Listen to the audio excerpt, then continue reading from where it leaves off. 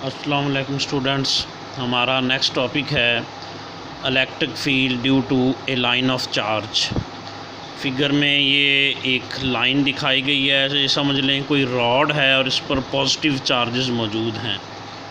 ये एक लाइन या वायर या रॉड कह लें, वो इन्फिनिट लेंथ का है, इसकी लेंथ इन्फिनिट है और इस पूरे रॉड पर पॉजिटिव चार्जेस मौजूद हैं। नेगेटिव भी हो सकते थे, लेकिन इस केस में हम कंसिडर करेंगे ये इस पूरे रॉड पर पॉजिटिव चार्जेस मौजूद हैं। यानी यूँ इमेजिन कर लें कि ये एक लाइन ऑफ चार्ज है जिसकी लेंथ इन्फिनिट है। पूरी इन्फिनिट लाइन ऑफ चार्ज की वजह से इस पॉइंट P पर जो इलेक्ट्रिक फील्ड बन रहा है उसका फार्मूला हमने डिराइव करना है।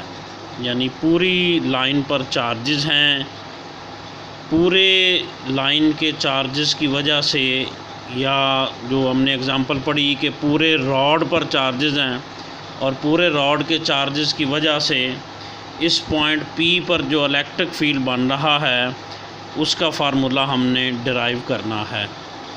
तो स्टूडेंट्स, हमने पीछे पढ़ा था कि पूरी जो बॉडी का इलेक्ट्रिक फील्ड डायरेक्ट कैलकुलेट नहीं हो सकता, क्योंकि हमारे पास जो इलेक्ट्रिक फील्ड कैलकुलेट करने का फार्मूला है वो पॉइंट चार्जेस के लिए अप्लाई होता है।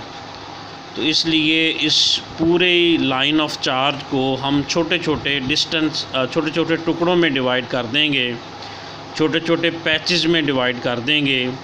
ये चूँकि line of charge along Z axis रखी गई है, तो हर जो पैच है, हर टुकड़ा है, उसकी लेंथ हम फ़र्ज़ करेंगे DZ है या डेल्टा Z कह लें। तो हर एक टुकड़े का अलग से P पर बनने वाला इलेक्ट्रिक फील्ड मालूम करेंगे, फिर उन तमाम टुकड़ों के इलेक्ट्रिक फील्ड को ऐड करके पूरी लाइन ऑफ चार्ज का इलेक्ट्रिक फील्ड निकलेगा।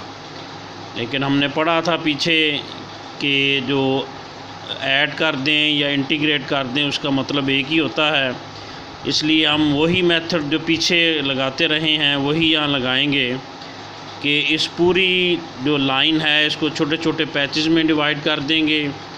हर पैच का अलग से यहाँ पर जो बनने वाला फील्ड है, इलेक्ट्रिक फील्ड P पे जो बन रहा है वो मालूम करेंगे, फिर उसे इंटीग्रेट करके पूरी लाइन का इलेक्ट्रिक फील्ड निकल आएगा। तो हम स्टार्ट करते हैं। ये देखें, ये दो पैचेस यहाँ दिखाए गए हैं। ये एक पैच फ़र्ज़ करें ये वाला है, इसकी लेंथ जो है वो DZ है। इस पैच की ये लेंथ DZ है और इस पैच का चार्ज DQ है। इस पैच की लेंथ DZ है और इसका चार्ज DQ है। और इसका जो यहाँ P पर इलेक्ट्रिक फील्ड बन रहा है वो DE1 है और इस पैच का P से डिस्टेंस R है।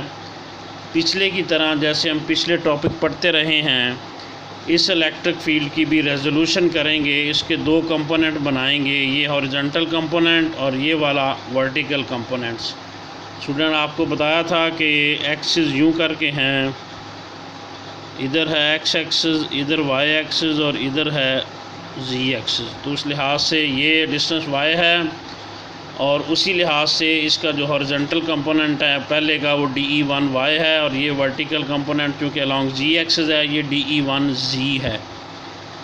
और इसी तरह यहाँ एक टुकड़ा, एक पैच हम कंसिडर करते हैं, उसका चार्ज भी DQ है, उसकी लेंथ DZ है, उसका P से डिस्टेंस R है और इस टुकड़े की वजह से, इसके चार्ज DQ की वजह से, जैसे ऊपर हमने पढ़ा पॉइंट P पर जो इलेक्ट्रिक फील्ड बन रहा है वो DE2 है।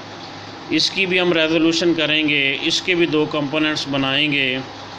एक ये वाला कंपोनेंट हॉरिजॉन्टल DE2Y और ये एक वर्टिकल कंपोनेंट होगा DE2Z। तो इस तरह हमने इसकी रेजोल्यूशन कर ली। फिगर को देख लें कि सेंटर को O से शो किया गया है, सेंटर ऑफ लाइन को, और सेंटर से लेकर इस टुकड़े का डिस्टेंस ये वाला Z है और सेंटर से लेकर इस पॉइंट P जहाँ पे हम इलेक्ट्रिक फील्ड मालूम करना चाहते हैं, सेंटर ऑफ लाइन से लेकर P तक का डिस्टेंस Y है। तो हम स्टार्ट करते हैं इसके जो इलेक्ट्रिक फील्ड कैलकुलेट करने का प्रोसेस, जो पीछे भी हम यूज़ करते रहे हैं पिछले क्वेश्चंस में। डिस्क में लाइन जो रिंग ऑफ चार्जेस में या डाईपोल में वही कमोबेश मिलता जुलता प्रोसेस इधर भी लगाएंगे। तो यहाँ देखें ये दोनों कंपोनेंट एक दूसरे के अपोजिट हैं। DE1G नीचे है और G ये इसका कंपोनेंट ऊपर है, तो ये दोनों G कंपोनेंट एक दूसरे को कैंसिल कर देंगे। इस तरह जितने भी हम यहाँ पर टुकड़े बनाएंगे उनके ऊपर और नीचे वालों के G कंपोनेंट एक दूसरे के अपोजिट होंगे। जैसे ये दो G कंपोनेंट एक दूसरे के अपोजिट हैं, वो एक दूसरे को कैंसिल करते जाएंगे और resultant electric field along Z axis zero निकलेगा, क्योंकि G कंपोनेंट आपको बताया अपोजिट हैं, वो एक दूसरे को कैंसिल कर रहे हैं। तो resultant electric field along G axis zero होगा। Y एक्सिस में जो फील्ड होगा, ये देखें Y कंपोनेंट दोनों के एक ही डायरेक्शन में हैं। D1Y भी इस लाइन के ऊपर है और राइट की डायरेक्शन में है, अलोंग पॉजिटिव एक्सिस में है, पॉजिटिव Y एक्सिस में है। और D2Y भी इधर पॉजिटिव Y एक्सिस में है। ये both are in same direction दो, so they are added up. ये कैंसिल नहीं करेंगे, ये ऐड हो जाएंगे। G कंपोनेंट कैंसिल करेंगे तो टोटल G कंपोनेंट ज़ीरो होगा, टोटल Y कंपोनेंट ज़ीरो नहीं होगा। तो जो पीछे भी हम यही प्रोसेस लगाते थे, जो इलेक्ट्रिक फील्ड की मैग्नीट्यूड होती है, इसका फार्मूला होता है अंडर रूट हॉरिजॉन्टल कंपोनेंट का स्केयर प्लस वर्टिकल कंपोनेंट का स्केयर। ये वेक्टर्स में आपने पढ़ा होगा, पीछे भी हम बारहा हर क्वेश्चन में ये यूज़ करते रहे हैं। हॉरिजॉन्टल कंपोनेंट यहाँ पर Y वाला है और वर्टिकल कंपोनेंट यहाँ पर Z वाला है। तो स्टूडेंट्स पीछे भी बताया था, ये 1 और 2 सिर्फ डायरेक्शन के लिए हैं, मैग्नीट्यूड सेम है। इसका जो इलेक्ट्रिक फील्ड बन रहा है इस टुकड़े का वो D2 है, इसका जो इलेक्ट्रिक फील्ड बन रहा है वो D1 है। D1 और D2 की मैग्नीट्यूड सेम है, सिर्फ डायरेक्शन चूँकि मुख्तलिफ है इसलिए 1 और 2 कहे हुए हैं। मैग्नीट्यूड के लिहाज से ये सेम ही रहेंगे। तो इनकी वैल्यू पुट करें, ये DZ की वैल्यू ज़ीरो हो जाएगी। हमारे पास ये DY रह जाएगा।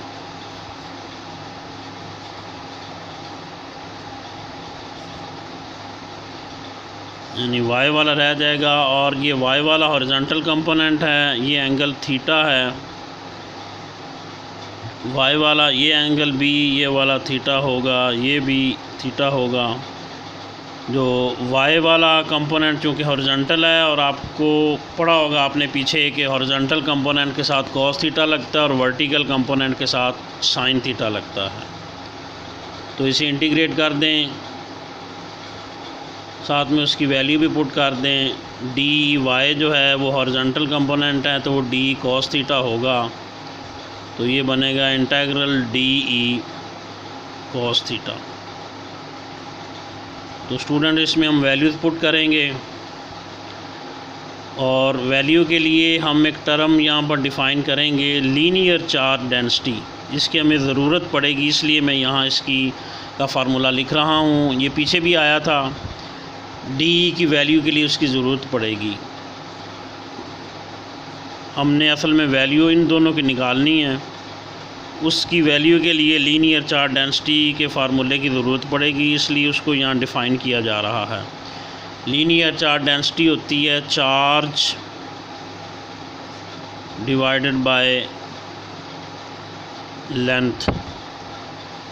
Linear charge density charge over length के बराबर होती है। इसको हम लैम्डा से शो करते हैं। तो स्टूडेंट्स ये देखें, ये छोटे से टुकड़े का जो चार्ज था वो DQ था और जो लेंथ थी वो DZ थी। तो यहाँ से DQ की वैल्यू बनेगी लैम्डा DZ। हमने इलेक्ट्रिक फील्ड निकालना है, E हो तो फार्मूला 1 और 4 पाई epsilon not Q over R square होता है। ये हम पीछे भी बारहा ये प्रोसेस करते रहे हैं। ये चार्ज जो कि DQ है वो छोटे से सेगमेंट का और उसका इलेक्ट्रिक फील्ड DE है, तो ये वैल्यू बनेगी उसकी। इसमें हम जो डी क्यू की ये वाली वैल्यू पुट करेंगे और आर की वैल्यू भी यहाँ हम पुट करेंगे। आर की वैल्यू पाइथागोरस थ्योरम से निकाल के दर्ज की जा सकती है। पहले डी क्यू की वैल्यू पुट किए लेते हैं हम।